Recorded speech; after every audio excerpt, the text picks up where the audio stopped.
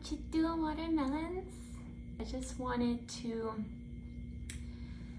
come on here and explain a little more in detail what happened when I got out here to California as far as like the family goes, because I understand that my video was very vague and it was meant to be that way. I wanted to just give like an outline kind of what happened, but the feedback is kind of letting me know like, hey, we don't really understand this part. So this is for my subscribers, the people that love me and support me. This is for you because I feel like you deserve more detail, you know, what actually went on, because I mean, after all, this is all in with Ari and I don't want to leave anything out. I have nothing to hide. It's just, it's a difficult thing for me to talk about, that's all. But just to elaborate a little bit more, I'll just go ahead and cut right into it. One of the relatives that I stayed with, that I spoke about, was my dad. It was, to be exact, it was my dad and his parents, so my grandparents. He lives with them in this big house. And whenever I was trying to escape the situation, I called my dad, whom I only kept in touch with like a little bit. Me and him were like off and on talking since I had met him whenever I was 19. Our communication was just very spotty. It was always just like, you know, checking up on each other, seeing how you're doing. Okay, good, great, bye. My dad's a very free spirit, and I don't want to say like a lot of negative, I really don't, but he's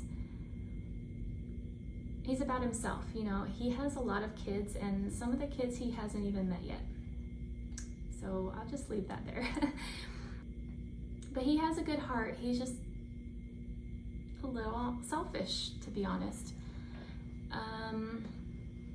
So I reached out to him, I told him the situation, and I said, do you have a place to stay? Do you have an apartment out there? Can I come? I just need somewhere to go. And he said, no, I'm staying with mom and dad. I just moved back out here from Arizona, but yeah, come and we'll figure it out. He's like, I don't know how mom's gonna take it. You know how she is, like she's not gonna want anybody here. And I said, I totally understand, like I'll figure it out when I get there. And he was like pressing, he was like, come on, like get out here, like you need to be safe, I'm worried about you. My grandpa knew that I was coming, and he just didn't tell my grandmother. To give you a little background on my grandmother, she's not a nice person. I'm just gonna flat out say it. She is not a nice person.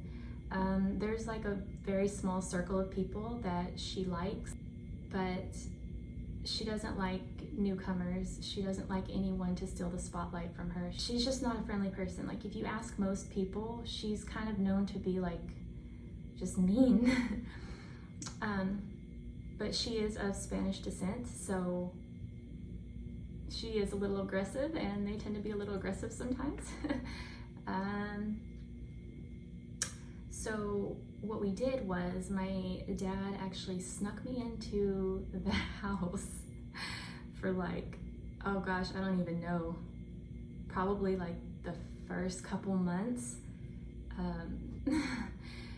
I stayed in the downstairs. It's such a big house. It's like, I think it's like over 4,000 square feet, something like that. But so I stayed down like in a den area, like in a bedroom downstairs, and she can't go downstairs because of health issues. So my dad would just sneak me in and out, and it didn't take me long to find a job. So I would go to work, and then I'd come in, I'd sneak in at night. And that kind of just went on. I mean, we were just tiptoeing around just until I could get on my feet. It got to the point where like, I think she was having a really good day, a little more lighthearted. So my dad kind of just said, hey, like my daughter's here and she needs a place to stay. She's coming from like a really bad relationship. the guy is crazy, tried to kill her, all this stuff. And that kind of sparked her attention a little bit, and she wasn't very welcoming, to be honest. She didn't really want me there, but I was already there, and she just kind of like dealt with it, I suppose, to put it in a way. She was like, okay, well, how long is she staying, blah blah blah. But I was working full time, and I was saving up all of my money, and I was also making jewelry and selling it at the beach. I do that. I picked that up from my dad. My dad's an artist, and so I handcraft jewelry, and I would go down to the beach and sell it and make a little extra money. And as time went on, actually I got along with my grandmother. It started to get to a point where we were talking, and still not the nicest person, to be honest, but we were getting along enough. And she did say, you don't need to spend your money on an apartment, just stay here. I was like, no, that's okay. Like, I can work and I can save up enough, and I can get a place. Like, I was actually wanting to get out way more sooner than what I did, but they were adamant about me staying. They were like, no, you're not gonna be on the streets. Like, we're gonna let you stay here. And I was told all of these things that gave me comfort. And then as time went on, so that I just wasn't engaging in their activities, just because it just wasn't me.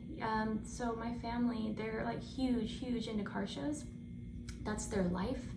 I did the whole car show thing back in Arkansas with my other grandfather, and it just didn't excite me, so I didn't ever want to like be involved. And I'm talking, they are involved.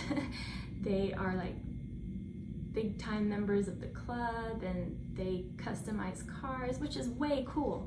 I love that, but it's just not what I wanted to do. I was out there in California, and I was always at the beach, and I was trying to make peace with what happened in Arkansas. I was trying to just find myself again. They like to drink and party, and their daughter loves to party. She's like an ex-DJ, and so they do bring people over, and it's not for me. It's just not my vibe. But I was never disrespectful about it. I was very respectful. I was just distant. And as time went on, I guess they started like noticing, like, why isn't she involving herself with all this stuff? Like, why isn't she coming to these events? And all the while all of this was happening, I did pay rent. Like, I was paying rent. I was cleaning up around the house. I was cooking. I was bringing her food. Because she does have health issues, and sometimes, it's harder for her to get up and around. So, and I would go into her bedroom and talk with her. We'd have conversations. So it wasn't like we just never spoke or anything. But in the times we did speak, it was all like just bashing other people. Like, she's the kind of person who likes to gossip, and it's like everyone she talked about, she didn't have anything nice to say. It was just never like positive. So, I just wasn't around her all that much. I just kind of did my own thing. And as she got sicker, she was starting to like lose her mind a little bit more. And this was very apparent to everybody. Her kids, my grandfather, my dad, they were all saying, like, what is going on with her? Like, she's losing her mind. She can't remember what she just ate. She doesn't know what day it is. She didn't even know who I was at one point. She thought I was somebody else. And keep in mind too, my dad was a hellion. He put her through so much shit growing up, and so did all of her other kids. So naturally she's gonna be skeptical about me, and I totally understand that. But I think it got to a point where she just completely thought I was somebody else, because she was like accusing me of doing things that I was like, what? what? She started getting really bitter and locking herself in her room. She wouldn't talk to anybody. She wouldn't talk to me, my dad, my grandfather, her kids, but like, she just would sit in her room and stew on the negative. and she would just be so miserable. Like, she was so miserable, and she was so mean to my grandfather, like driving him like a slave, basically. Like, it was like always just her screaming in the house, and it was actually pretty sad, to be honest. To kind of also give you a little bit more detail of what kind of person she is. My aunt and uncle, well, my uncle, he's passed. I actually never met him, but he was gay, and my aunt's gay, and she at one point in their lives, like for a while, like years, shunned them and called them fags. She's just a hard, rough woman in general towards everybody. To get back to what I was saying, because I wasn't engaging in all of that drama, she started like not liking me as much, and the sicker she got, the more angry she got. And one night she was like, she was screaming at my dad, saying, "I want her the hell out of my house, get her the fuck out of my house." And then when I heard her screaming, I was like, oh gosh, here we go. She had threatened me. She said that if you don't get out of my house, I have 2 girls right now I can call up to come and take care of you and drag your ass out of this house, or something like that. And I was like, whoa. I was just like so disgusted and shocked, and I was like, wow, I was like, what are you doing, Grandma? Like, why are you saying these things? And even my dad chimed in, and he's very chill. He's a chill person, but he went off. He was like, what the F is your problem, Mom? What do you have against her? She is the nicest person. She's done nothing wrong. She pays rent. She hasn't bothered anybody. She's working. Like, what is your problem? And he even said, like, is it because she's young and beautiful and you're not anymore? I was like, oh God, because she is a woman who's kind of stuck in the past, and she hates being old. She wishes, and she's very verbal about it too, she wishes that she was young and beautiful again. Like, I hate that she had that kind of mentality, and that she didn't have peace within herself. That really, it was disturbing. So that all happened. She just kind of lost it on me, and out of nowhere, I was so shocked out, because it seemed like everything was fine, and then it's just like, boom, get the F out of my house. So, I mean, I didn't fight her, and that's how I got to the point of sleeping in my car outside of their house. Now, I wasn't on their property. I noticed a couple people said that I was still on their property, but no, I wasn't. I was on the street of the neighborhood. So they do have a gate, and once you're past the gate and out of the driveway, you're like right on the street. And that's where I parked, but I parked up the hill a little ways from their house. So yeah, and then I think because she was getting so mean and bitter and angry, it was making my grandfather that same way. Because oh my gosh, I adored him. He was so kind and sweet and loving, but he, over this period, was turning really mean and bitter. And he actually like got a call from the neighbors, because they were wondering why I was sleeping outside, and he had been drinking that night, and basically texted me and said that if I didn't leave, that he would call the cops. He was like, go smoke your problems elsewhere, go back to Arkansas. And I think of all of this, that may have hurt me the most, because that wasn't like him, from what I knew anyways. And so I was just hurt. Like, I didn't feel like I deserved any of that.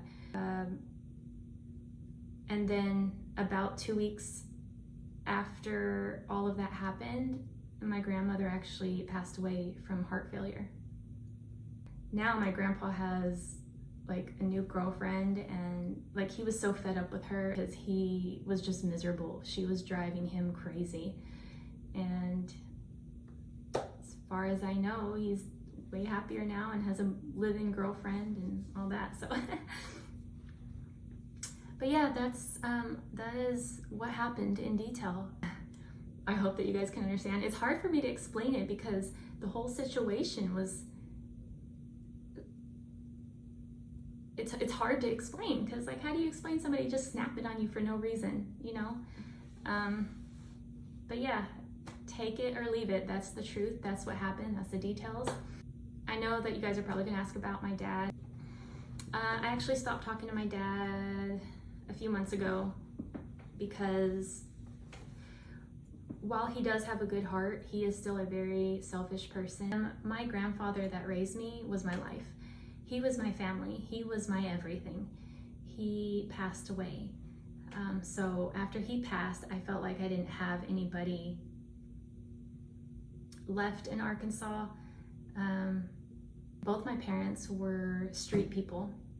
They were in and out of jail. They did drugs, alcohol, all that stuff.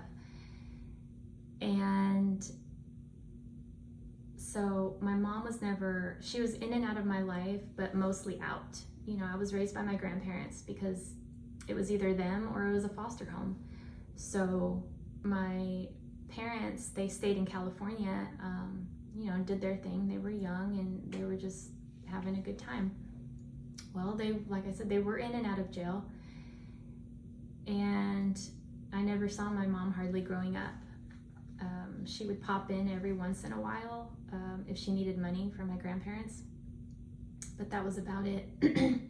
My dad, never saw my dad, never talked to him, never even knew his name until I was 19 years old because nobody talked about him.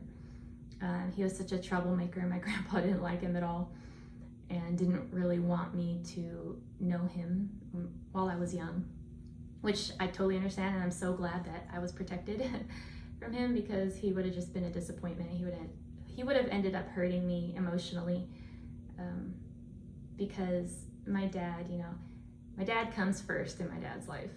No matter how many kids he has, my dad comes first. That's just how it is.